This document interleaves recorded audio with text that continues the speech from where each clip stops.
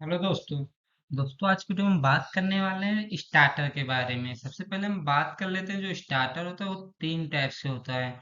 लेकिन आज के वीडियो का हमारा टॉपिक रहेगा ड्यूल स्टार्टर। ड्यूल स्टार्टर का मतलब ये बोल सकते हैं डायरेक्ट ऑनलाइन स्टार्टर। इसका मेन जो रहता है डायरेक्ट ऑनलाइन। बाकी सब ये जितने भी तीनों टाइप है वो होता है dual starter, star delta starter तथा ऑटो ट्रांसफार्मर स्टार्टर। तथा हमारे पास और भी तरीके के स्टार्टर आते हैं, जैसे वीएफडी स्टार्टर होते हैं। वीएफडी से हम स्टार्टिंग मोटर को स्टार्ट भी कर सकते हैं। उसमें कई मेथड होते हैं, फ्रीक्वेंसी जिससे कंट्रोल करते हैं। तथा सॉफ्ट स्टार्टर आता है हमारे पास, जिससे हमारा वो स्टार्टिंग करंट को लो करते हैं। क्योंकि जैसे कि जानते हैं दोस्तों कि जो हमारे पास मोटर होती है, मोटर में यह होता है कि जो हमारे स्टार्टिंग में होता है, स्टार्टिंग में हमारा इंडस करंट जो होता है, इंडस करंट हाई होने के कारण वहां पे हम स्टेक स्टार्टिंग मेथड का यूज करते हैं। अगर मोटर हमारा ज्यादा एचपी की है, मतलब ज्यादा किलोवाट की है दोस्तों, तब हमारा दोस्तों स्टार डेल्टा या फिर ऑटो ट्रांसफार्मर, वीएफडी या सॉफ्ट स्टार्टर का यूज करते हैं। लेकिन अगर हमारे पास मोटर हमारे पास जीरो से पाँच एचपी तक की है, 0 से 5 एचपी तक की है, वहां पे हम ड्यूल स्टार्टर का यूज करते हैं। ड्यूल स्टार्टर एक नॉर्मल बोल सकते हैं स्टार्टिंग मेथड होता है, जिससे सिर्फ नॉर्मली मोटर को ऑन तथा ऑफ करते हैं, जिसमें एक दो पुश बटन लगाए जाते हैं।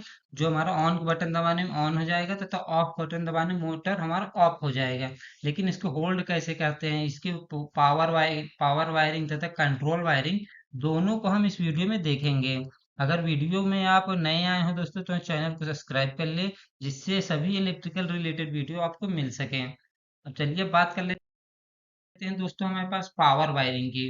पावर वायरिंग का मतलब ये होता है दोस्तों, जिसमें हमें थ्री फेज सप्लाई जाती है, जिस जो हमारे डायरेक्टली पावर पावर जो हमारे कनेक्ट रहती है उसको हम पावर वायरिंग बोलते हैं। उसके लिए क्या होता है, जैसे हमारे पास थ्री फेज लाइन है। थ्री फेज लाइन से हम तीन फेज लेते हैं। तीन फेज के बाद क्या करते हैं दोस्तों, उसमें हम एक सर्किट ब्रेकर लगाते हैं। सर्किट ब्रेकर हम अपने रेटिंग के अनुसार लगा सकते हैं कि उसमें एमसीसीबी लगाएं कि एमसीबी लगाएं, जो हमारे पास उपलब्ध होता है। मतलब ये बोल सकते हैं उसकी रेटिंग, कौन सी रेटिंग की मोटर है उसके अनुसार कितना उसका करंट है, उसके अनुसार हम एमसीबी तथा एमसीसीबी का यूज कर सकते हैं। तो उसके बाद क्या करते हैं दोस्तों, उसको जो तीनों फेज होता है, तीनों फेज को एक सिंपल सा होगा दोस्तों कि उसमें हम क्या करेंगे, एक कॉन्टेक्टर का यूज कर लेंगे। कॉन्टेक्टर का यूज ये कर सकते हैं ऑन तो ऑफ करने के लिए कॉन्टेक्टर का यूज लेते हैं, जिससे हमारा कंट्रोलिंग भी एक कॉन्टेक्टर के माध्यम से होता है कि जब हम पुश बटन दबाएंगे तो कॉन्टेक्टर पिकअप होकर हमारा सप्लाई ऑन कर देगा। तथा नेक्स्ट हम क्या दोस्तों, एक ओवरलोड रिले लगा देते हैं, जो हमारे मोटर को एक प्रोटेक्शन देता है। मतलब ओवर करंट तथा ओवरलोड से प्रोटेक्शन के लिए दोस्तों वहां पे हम एक ओवरलोड रिले लगाते हैं। इसके जगह दोस्तों क्या हम एक एमपीसीबी का यूज कर सकते हैं। मतलब इसके जगह दोस्तों हम एक एमपीसीबी का भी यूज कर सकते हैं। तथा इसके बाद क्या लगाते हैं दोस्तों, इसके बाद हम एक थ्री फेज मोटर, जो हमारा मेन जो मोटर स्टार्ट करना होता है दोस्तों, उसको मोटर को हम लगा लेते हैं, जिससे मोटर हमारा रन करता है। ये तो दोस्तों हमारा पावर वायरिंग हो गया। पावर वायरिंग को हम कंट्रोल करने के लिए दोस्तों इसमें हम एक कंट्रोल वायरिंग करते हैं। अगर कंट्रोल वायरिंग की देखें कैसे कैसे किया जाता है। कंट्रोल वायरिंग में यह होता है दोस्तों कि सबसे पहले हम क्या लेते हैं, एक लाइन लेते हैं। लाइन के बाद क्या लेते हैं दोस्तों, जो लाइन होती है एक सिंगल फेज की सप्लाई लेते हैं। सिंगल फेज की सप्लाई लेने के बाद क्या दोस्तों, उसमें एक एमसीबी डालते हैं। सिंगल पोल के हमारा एक एमसीबी डालते हैं।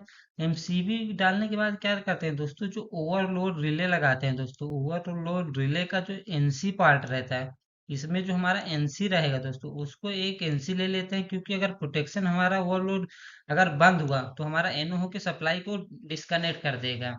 यह हमारा सबसे पहला प्रोटेक्शन हो गया। इसके जगह दोस्तों इसके आगे हम एक और लगा सकते हैं प्रोटेक्शन दोस्तों, एक हमारा इमरजेंसी पुश बटन भी लगा सकते हैं। एक एनसी लगा के इमरजेंसी पुश बटन लगा, लेकिन अगर इसमें हम बात करें तो उसमें सबसे पहले हमारा एक स्टॉप बटन लगाते हैं दोस्तों। स्टॉप बटन में क्या होता है, उसमें एक ये वाला कॉन्टेक्ट लगाते हैं, एक एनसी कॉन्टेक्ट लगाते हैं कि जब हम अगर मोटर को हमें ऑफ करना है, तो मोटर को जब हम ऑफ करेंगे दोस्तों, जो हमारा ये एनसी है वो हमारा दोस्तों एनओ हो जाएगा। एनओ होने के बाद क्या होगा, सप्लाई जो इस साइड से आ रही है वो हमारा डिस्कनेक्ट हो जाएगा, जिससे हमारा सप्लाई आगे बढ़ नहीं पाएगा। उसके बाद क्या दोस्तों, हम जो स्टार्ट करने के लिए एक पुश बटन लगाया जाता है, उसमें क्या होता है दोस्तों, जो स्टार्ट करने के लिए हमारा एक एनो कॉन्टेक्ट का यूज करते हैं, एनो पुश बटन लगाते हैं, उसके नीचे हमारा एक एनो कॉन्टेक्ट का लगाते हैं। एनो कॉन्टेक्ट मतलब होता है नॉर्मली ओपन, मतलब जब हम स्टार्ट की बटन दबाएंगे तो जो एनसी एनो कॉन्टेक्ट रहेगा दोस्तों हमारा एनसी होगा। एनसी होने के क्या होगा दोस्तों, उसके बाद जो उसका सप्लाई जाएगा वो हमारा कॉन्टेक्टर में जाएगा। कॉन्ट्रेक्टर में जाएगा तो हमारा कॉन्ट्रेक्टर पिकअप हो जाएगा, जो हमारे पास कॉन्ट्रेक्टर लगा है दोस्तों हमारा पिकअप तो हो जाएगा। लेकिन ये क्या होगा कि यदि हम इसी जगह पे हम अगर सप्लाई जस्ट तुरंत, क्योंकि हमारा पुश बटन रहता है तो अगर दबाने पे तो कांटेक्ट बनेगा, लेकिन छोड़ने के बाद फिर से हमारा एनो हो जाएगा। एनो होने के बाद हमारा सप्लाई डिस्कनेक्ट हो जाएगा, जिससे कॉन्ट्रेक्टर जो पिकअप होगा वो छोड़ देगा। उसके लिए क्या करते हैं दोस्तों, उसके लिए हम जो मेन कॉन्ट्रेक्टर रहता है उसके ऊपर हम एक एनो एनो कॉन्टेक्ट लगाते हैं, एनो ब्लॉक बोलते हैं जिसको। एनो ब्लॉक लगा के क्या करते हैं, जो ये साइड सप्लाई हमारा जो ऑन हुआ, सप्लाई ऑन होने के बाद इसमें हम दे देते हैं, मतलब एक एनो ब्लॉक में सप्लाई दे देते हैं तथा इसको ले जाके हम डायरेक्ट जो एनो के ऊपर एनसी से आ रहा है सप्लाई, वहां से हम ले लेते हैं। इसका लगाने का मेन पर्पज ये बोल सकते हैं कि जब हम स्टार्ट बटन दबाएंगे, स्टार्ट बटन दबाने के बाद हमारा कॉन्टेक्ट ऑन होगा, कॉन्टेक्ट ऑन होने के बाद ये हमारा एनओ एनसी हो जाएगा, जो ब्लॉक रहेगा। एनसी होने के बाद डायरेक्ट सप्लाई हमारा यहाँ के जोड़ देंगे। यहाँ जोड़ने का यह मतलब रहेगा, जो ये कॉन्टेक्ट रहेगा ये हमारा जब कॉन्टेक्ट ऑन होगा तो हमारा ऑलरेडी एनसी होगा, तो एनसी होने के बाद ये सप्लाई हमारा ये साइड पकड़ लेगा।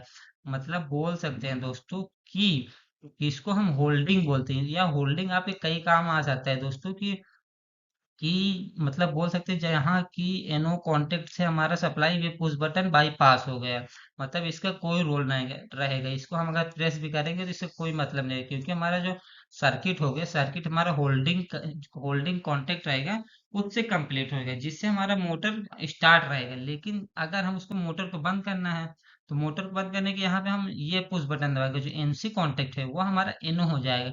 एनो होने के बाद क्या होगा, सप्लाई हमारा डिस्कनेक्ट हो जाएगा, जिससे हमारा सप्लाई आना बंद हो जाएगा, जो जो हमारा कंट्रोल के सप्लाई आ रहा है वो हमारा बंद हो जाएगा, जिससे कॉन्ट्रेक्टर पिकअप से छोड़ देगा, जो हमारा मोटर को ऑफ कर देगा।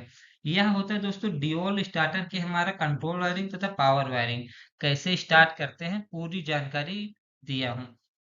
यदि आपको वीडियो पसंद आए दोस्तों चैनल को सब्सक्राइब कर लीजिए। नेक्स्ट वीडियो में बात करेंगे तो स्टार डेल्टा स्टार्टर की पावर वायरिंग तथा उसकी कंट्रोल वायरिंग के बारे में, तो हम अभी चैनल पे बने रहें।